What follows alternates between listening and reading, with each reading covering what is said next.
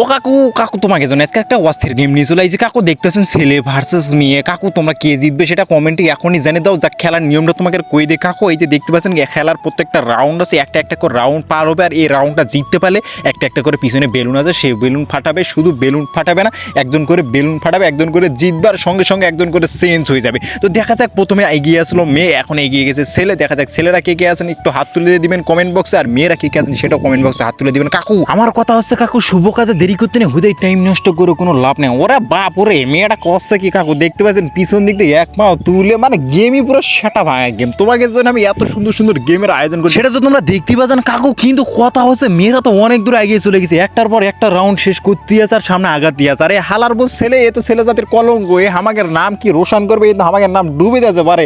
Ladies first, এই জায়গা তো লেডিস ফার্স্ট না কাকু, লেডিস চোখ তো ফার্স্ট হতে দেওয়া যাবে না।